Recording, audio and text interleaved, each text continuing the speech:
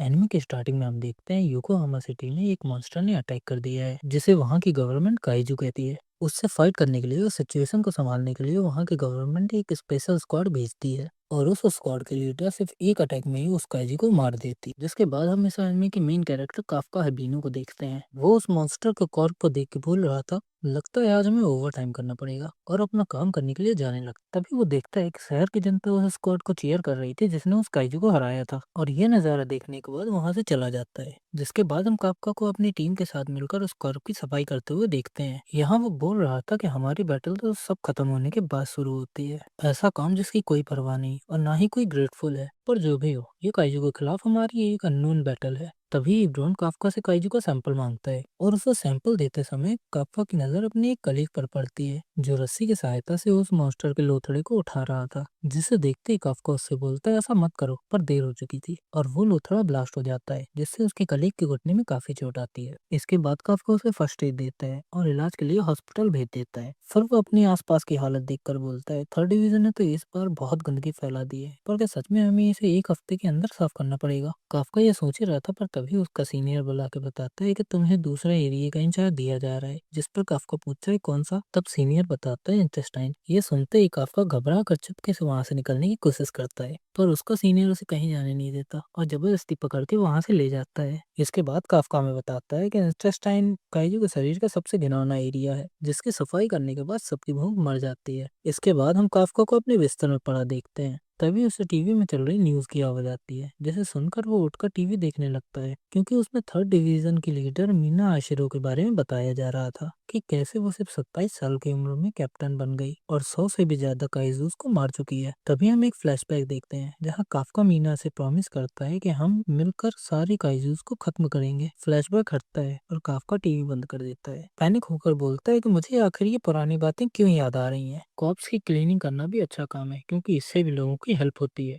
और इसी जॉब की वजह से मेरे पास एक अच्छा रूम और खाने के लिए अच्छा खाना है। अब हम अगली सुबह काफका को काम पर जाते देखते हैं। काफका ऑफिस पहुंचता है, तब उसका एक कलीग रेनो इचिकावा को उससे मिलवाता है और बताता है कि वो एक स्टूडेंट है जो आज से उनके साथ काम करेगा और ये भी तुम्हारी तरह डिफेंस फोर्स में काम करने के लिए बहुत पैशनेट है। फिर रेनो को बताता है कि काफका भी तुम्हारी तरह ही डिफेंस फोर्स में जाने के सपने देखा करता था, पर अब ये हमारी कंपनी का बेस्ट वर्कर है। जिस पर काफका उससे कहता है कि अब ज्यादा टांग मत खींचो। तभी रेनो पूछता है कि आखिर तुमने गिव अप क्यों कर दिया था? जिस पर काफका कहता है मैंने अपनी तरफ से पूरी कोशिश की थी, पर हर बार कोई ना कोई मुझसे बेहतर निकल जाता था और काफी बार कोशिश करने के बाद मुझे लगा कि डिफेंस फोर्स मेरे लिए बना ही नहीं है। जिस पर रेनो उससे बोलता है कि मुझे तुम्हारे लॉजिक समझ नहीं आए, पर अगर मैं तुम्हारी जगह होता तो मैं कभी गिव अप नहीं करता, और ये बोलने के बाद वहां से चला जाता है। उसकी बात सुनकर काफका कहता है कि मेरा आंसर चाहे जो भी होता, पर मुझे वो नाखुश और उदास ही दिखाता। पर क्या हार मान लेना सच में इतना बुरा है? जिसके बाद हम देखते हैं कि सारे वर्कर्स को उनका काम बताया जा रहा है, जिसमें रेनो को इंटेस्टाइन का एरिया दिया जाता है। ये देख काफका सोचता है अभी मजा आएगा ना बड़ू। तभी पता चलता है कि उसकी ड्यूटी भी इंटेस्टाइन में लग गई है। जिस पर काफका इरिटेट होकर अपने सीनियर से कहता है कि मुझे आखिर लगातार इंटेस्टाइन का एरिया 2 दिन से क्यों दिया जा रहा है?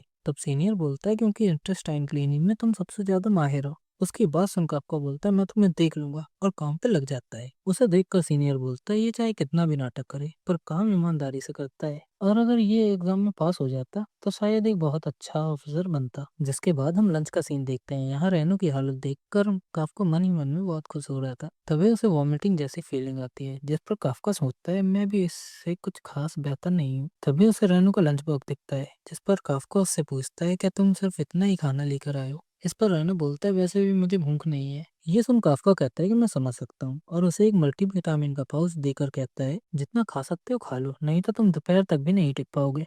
इसी के साथ बदबू से बचने के लिए रेनू को दो प्लग देता है, जिसके बारे में रेनू को सोचकर घिन आने लगती है। तो काफका उसे जबरदस्ती पकड़कर वो प्लग लगा देता है। अब लंच खत्म होता है और उन्हें काम करते करते शाम हो जाती है। तब रेनू उसके पास आता है, जिसे देख काफका बोलता है कि दोपहर में जो हुआ क्या तुम उसका बदला लेने के लिए आए हो? तब रेनू उसे थैंक यू बोलता है और बताता है कि काफका की हेल्प से आज उसका पहला दिन आसानी से कट गया, और वहां से जाने लगता है। पर तभी उसे कुछ याद आता है। तब वो काफका को बताता है कि डिफेंस फोर्स में रिक्रूटमेंट की लिमिट बढ़ाकर 33 साल तक कर दी है, और बोलता है कि वैसे मुझे दूसरों की लाइफ चॉइसेस से कोई लेना देना नहीं, पर जब मैं तुम्हें गिव अप करने की बात करते देखता हूँ तब तुम बहुत बहुत उदास दिखते हो, और ये बोलकर वहां से जाने लगता है। तब काफका उसे रोककर बताता है, मैंने जितना सोचा था तुम उतने भी खराब नहीं हो। रेनो कुछ बोलने ही वाला था, पर तभी अचानक से जमीन से निकलकर एक काइजू उस पर अटैक कर देता है। पर इससे पहले कि वो रेनो को घायल कर पाता, काफका तेजी से आकर उसे बचा लेता है, और इससे पहले रेनो को समझ पाता, वो काइजू उस पर फिर से अटैक कर देता है। पर इस बार भी काफका उसे किक मारकर बचा लेता है। फिर रेनो को वहां से भागने के लिए कहता है, और बोलता है कि जब तुम सेफ जगह पहुंच जाना तब डिफेंस फोर्स को कॉल करके यहाँ बुला लेना। जिस पर रेनो बोलता है, तुम इसका सामना अकेले नहीं कर पाओगे। जिस पर काफका कहता है, हम दोनों मिलकर भी इसका कुछ नहीं उखाड़ पाएंगे, इसलिए तुम जाओ, तब तक मैं इसका ध्यान भटकाता हूँ। ये सुनकर रेनो वहां से भागने लगता है, और काफका उस मॉन्स्टर को उंगली करके अपने पीछे भगाने लगता है। थोड़ी देर भागने के बाद उसे एक सकरा रास्ता दिखता है, इसलिए वो जैसे तैसे बचते बचाते उसके अंदर चला जाता है, और रास्ता सकरा होने की वजह से मॉन्स्टर उसके अंदर नहीं आ पाता। पर काफका रुकता नहीं है और दूसरी कोने की खिड़की का कांच तोड़ते हुए बाहर निकल जाता है। तभी हमें फ्लैशबैक दिखाया जाता है। यहाँ काफका बोलता है, हमारा घर, स्कूल सब तबाह हो गया, और यहाँ तक कि मैं अपना गेम भी खत्म नहीं कर पाया। जिस पर मीना उससे पूछती है, क्या तुम सिर्फ इसलिए नाराज हो? जिसके बाद मीना बताती है कि मैं इसलिए उदास हूँ क्योंकि मीको मर गई है। जिस पर काफका बोलता है, मीको, वो 3 कलर वाली कैट? जिसके बाद वो दोनों अपनी सिटी की हालत को देखकर एक साथ बोलते हैं, हम बड़े होकर डिफेंस फोर्स ऑफिसर बनेंगे। जिसके बाद काफका मीना से कहता है कि देखते हैं हम दोनों में से कूलेस्ट ऑफिसर कौन बनेगा। अब हम प्रेजेंट में आते हैं और देखते हैं काफका यहाँ ऑन द मुंह के बल पड़ा है और बोल रहा है, मैं ऐसे नहीं मार सकता, और उठकर वहां से भागने लगता है। पर वो काइजू भी बहुत ढीठ था, इसलिए वो काफका को पीछे नहीं छोड़ता। उसे अपने पास आते देख काफका एक रॉड उठाकर कहता है, तो क्या हुआ अगर ये काइजू है, मुझे इसके लेग्स पर अटैक करना होगा। लेकिन डर की वजह से वहीं फ्रीज हो जाता है,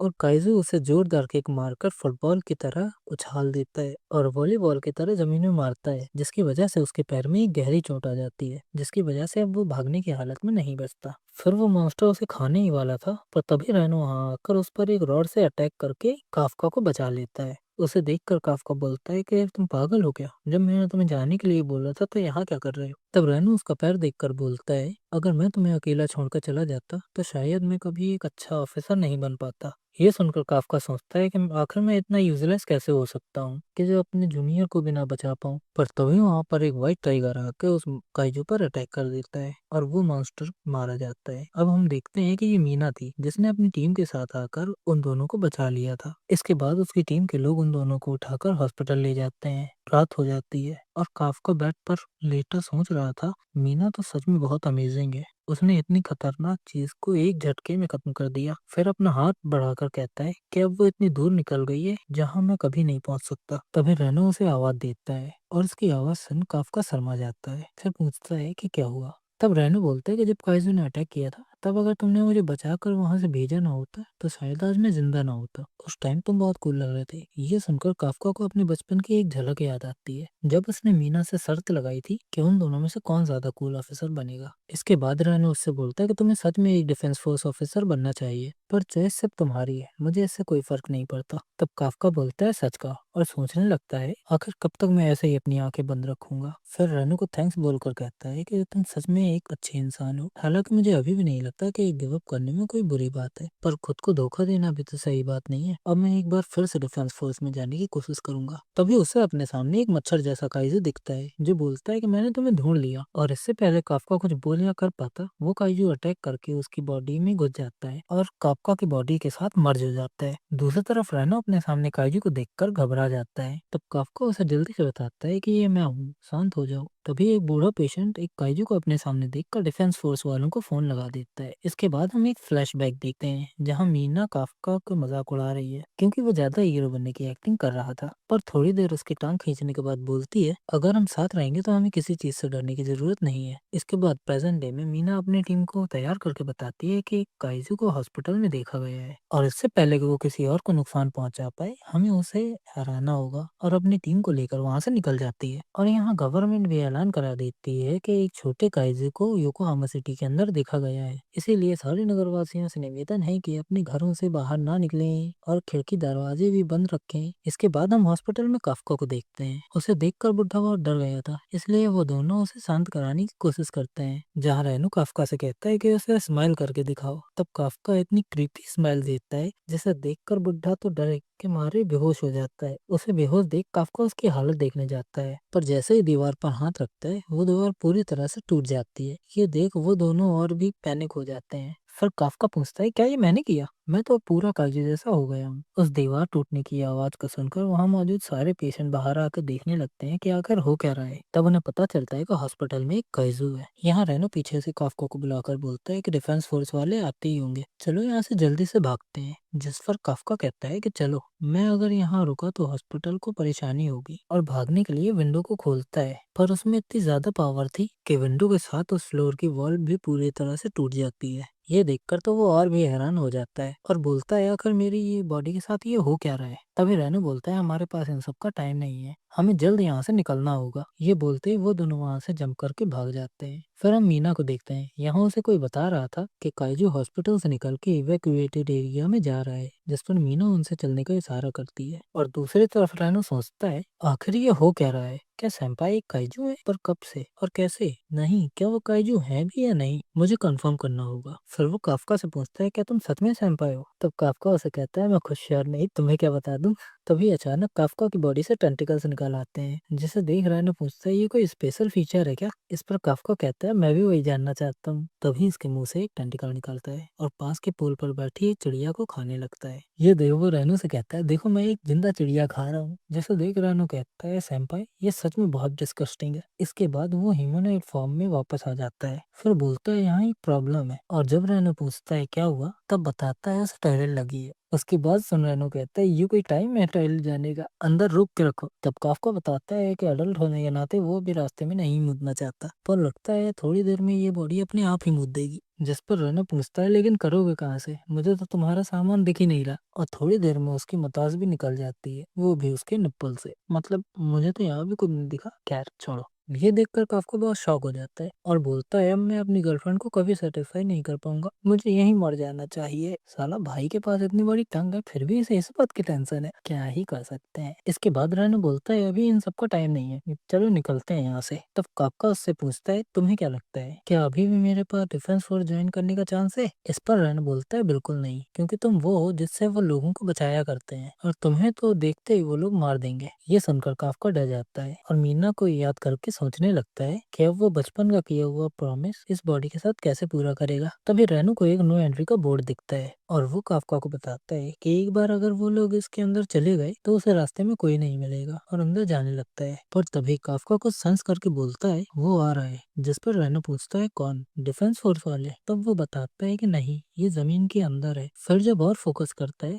तब उसे स्कल जैसा एक फिगर दिखता है। इसके बाद हम देखते हैं डिफेंस फोर्स वालों को भी नए काइजू के बारे में पता चल गया है, इसलिए वो नए काइजू के पास जाने लगते हैं। दूसरी तरफ काफ्का बताता है, ये उसी टाइप का काइजू है जिसने हम पर अटैक किया था। जिस पर रेनो बोलता है कि इसका मतलब डिफेंस फोर्स का ध्यान अभी उस पर होगा और हमारे पास अच्छा मौका है यहाँ से निकलने का। फिर अपने साथ काफ्का को चलने को कहता है, पर काफ्का दूसरी डायरेक्शन की ओर भागने लगता है। तभी हम देखते हैं एक छोटी बच्ची रो रही है, क्योंकि उसकी माँ एक भारी कबर्ड के नीचे दबी है और वहां से निकल नहीं पा रही। इसलिए वो बच्ची उस कबर्ड को हटाने की कोशिश करती है, पर तभी वो काइजू ने देख लेता है। काइजू को देखकर माँ अपनी बेटी से वहां से भागने को कहती है, पर वो नहीं मानती और बोलती है कि आप भी मेरे साथ चलोगी। इतनी देर में काइजू उनके पास आ जाता है और उन्हें खाने ही वाला था, पर तभी काफ्का वहां आ जाता है और उसे एक पंच मारता है, जिसका इम्पैक्ट बहुत दूर तक जाता है। ये देखकर काफ्का सोचता है कि मैं तो सच में काफी ज्यादा स्ट्रांग हूँ। इसके बाद वो बच्ची से पूछता है, क्या वो ठीक है? पर बच्ची काइजू को अपने सामने देख डरने लगती है, तो उसे शांत करने के लिए वो स्माइल करता है, पर उसकी क्रीपी स्माइल देखकर तो बच्ची और भी ज्यादा डर जाती है। तब काफ्का उससे बोलता है कि मैं थोड़ी देर में यहाँ से चला जाऊंगा, बस रोना नहीं। इतनी देर में रेनो भी वहाँ पर आ जाता है। फिर वो उस लेडी के ऊपर से कबर्ड हटा देते हैं और रेनो उसे चेक करके बताता है कि वो बस बेहोश है। इतनी देर में वहाँ फिर से काइजू आ जाता है। उसे देख काफ्का रेनो से कहता है कि इन दोनों को यहाँ से लेकर कहीं भाग जाओ। जिस पर रेनो पूछता है कि तुम क्या करोगे? तब काफ्का बोलता है कि मैं इसे अपनी पूरी पावर से पंच करने वाला हूँ, और अपनी सारी पावर्स को इकट्ठा करके एक जोरदार पंच मारता है। इस पंच का इम्पैक्ट इतना ज्यादा था कि उस काइजू के चीथड़े चीथड़े हो जाते हैं और ऐसा लगता है जैसे खून की बारिश हो रही हो। फिर काफ्का उनके पास जाकर बच्ची से बोलता है कि अब सब ठीक है, पर बच्ची उससे डरने लगती है। तो काफ्का उसके पास जाकर बोलता है कि डिफेंस फोर्स वाले थोड़ी देर में आ जाएंगे और तुम्हारी माँ को बचा लेंगे। ये बोलकर वहाँ से जाने लगता है। तभी बच्ची उसे आवाज देती है और बोलती है थैंक यू। ये सुनते ही उसे अपनी कुछ पास्ट की बातें याद आती हैं और वो ख्यालों में खुद को मीना के साथ देखता है और बोलता है कि मैं अभी हार नहीं मान सकता, अभी मेरा प्रॉमिस पूरा नहीं हुआ है। ये बोलते समय काइजू का फेस गायब हो जाता है और उसका फेस दिखने लगता है। साला मॉन्स्टर है या आयरन मैन का नैनो सूट। क्या बैक टू स्टोरी। अब उनके वहां से जाने के बाद मीना आती है और सोचती है आखिर यहाँ हुआ क्या था। फिर बच्चे के पास जाती है और पूछती है मुझे उस काइजू के बारे में सब कुछ बताओ जिसने तुम पर हमला किया था। उसके बारे में याद करते ही बच्ची डर जाती है। उसे डरा देख मीना प्यार से उससे कहती है कि डरो मत, मैं सारी काइजूस को खत्म कर दूंगी। फिर बच्ची थोड़ी देर सोचने के बाद बोलती है कि प्रॉमिस करो कि तुम उस अच्छे काइजू को अभी नहीं मारोगी जिसने मेरी मम्मा को बचाया था। उसकी बात सुनकर मीना हैरान हो जाती है। फिर हम टीवी पर न्यूज देखते हैं जिसमें बताया जा रहा था ये काइजू नंबर 8 है और ये वो 8वां काइजू है जिसे नंबर दिया गया है। ये न्यूज रेनो भी देख रहा था और सोचता है बात कुछ ज्यादा आगे बढ़ गई है क्योंकि सैम्पाई वो पहले काइजू बन चुके हैं जिस डिफेंस फोर्स से बच के भाग पाया है। 3 महीने बीत चुके हैं इसलिए सारे डिफेंस फोर्स ऑफिसर उसे ढूंढने में लग गए हैं। तभी रेनो को उसका कलीग बताता है तुम्हारे और काफका के नाम पर मेल्स आए हैं। काफका जल्दी साइट पर चला गया था तो क्या तुम उसके पास जाकर ये मेल दे दोगे। तभी वहां पर बैठे लोग बोलते हैं लगता है वो टाइम आ गया। फिर रेनो को बताते हैं कि काफका हर एक साल टेस्ट दिया करता था पर कभी सेलेक्ट नहीं हो पाया। इसके बाद रेनो को मेल दे देता है और जब मेल लेके रेनो वहां से जाने लगता है तब उसे जाते देख ऑफिस के सारे लोग बात करने लगते हैं कि इस बार काफका पास हो जाए तो अच्छा होगा क्योंकि उसके बचपन का सपना है डिफेंस फोर्स में जाना। वहीं दूसरी तरफ रेनो काफका के पास पहुंच जाता है और बताता है कि उसने एग्जाम का पहला राउंड पास कर लिया है और यहाँ रेनो उसे काइजू के फॉर्म में देकर एक जोरदार किक मारता है जिस पर काफका पूछता है कि ये किस लिए था। तब रेनो बोलता है अपनी शक्ल देखो, तुम्हें पता भी है कैसे दिख रहे हो। जिस पर काफका कहता है कभी कभी ऐसी गलतियां हो जाती हैं यार, देखो हो गया ना नॉर्मल। जिस पर रेनो बोलता है नॉर्मल लोग कहीं से इस तरह नहीं दिखते और तुम्हें पता भी है जब मैं ऑफिस में था तब तुम न्यूज पर थे, तुम्हें और भी ज्यादा केयरफुल रहना चाहिए। जिस पर काफका बोलता है ठीक है मुझे माफ कर दो और उसे देख रेनो सोचने लगता है कि हम दोनों ने ये बहाना बना दिया था कि जब काइजू आया था तब हम दोनों भाग गए थे, इसलिए आज तक हम पे किसी ने शक नहीं किया। इसके बाद वो काफका को मेल दे देता है। काफका पहला राउंड पास करने की खबर सुनकर कोई खास रिएक्शन नहीं देता, इसलिए रेनो उससे पूछता है कि तुम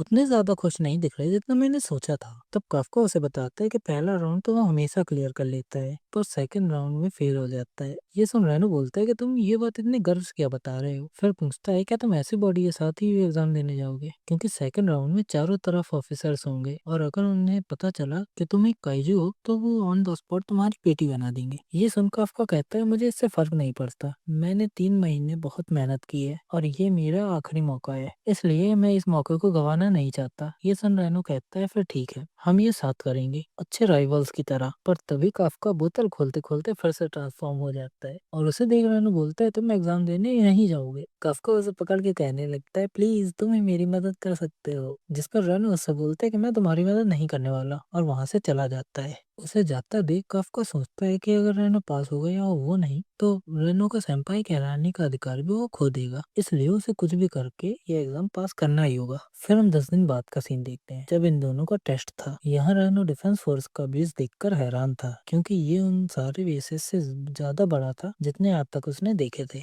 तब काफका उसे बताता है कि ये इतना बड़ा इसलिए है क्योंकि उसे 2 डिफेंस फोर्सेस शेयर करती हैं और जब भी कोई आपत्ति आती है तब उसे दोनों डिफेंस फोर्सेस मिल के संभालती हैं। इस पर रेनो बोलता है अगर तुम यहाँ ट्रांसफॉर्म हुए तो इन्हें सेकंड्स भर लगेंगे तुम्हें ये खत्म करने में। तभी हम कुछ प्रॉमिसिंग कैंडिडेट्स को देखते हैं जिन्हें देखकर काफका बोलता है कि अब डरने का कोई फायदा नहीं। तभी उसे एक लड़की की आवाज आती है जो उसे बुढ़ा बोलकर बुलाती है। उसे देख रेनो सोचता है क्या ये भी एग्जाम देने आई है, पर काफका को तो इससे ज्यादा प्रॉब्लम थी कि उसने काफका को बुढ़ा कैसे बोला। अब वो लड़की कहती है अपनी ये खटारा यहाँ से हटाओ क्योंकि मुझे अपनी खटारा यहाँ पार्क करनी है। पूरा पार्किंग एरिया खाली पड़ा था इसलिए काफका पूछता है कि तुम्हें यहीं क्यों पार्क करनी है। तब वो बताती है कि नंबर 5 आज के लिए उसका लकी नंबर है। ये सुनकर काफका इरिटेट हो जाता है और बोलता है कि लगता है मुझे तुम्हें आज मैनर सिखाने पड़ेंगे। पर तभी वो लड़की अपने कपड़े उतारने लगती है जिसे देख काफका शर्माने लगता है, पर वो लड़की तो अपने सूट का यूज करके उस वैन को एक हाथ से उठाकर फेंक देती है। ये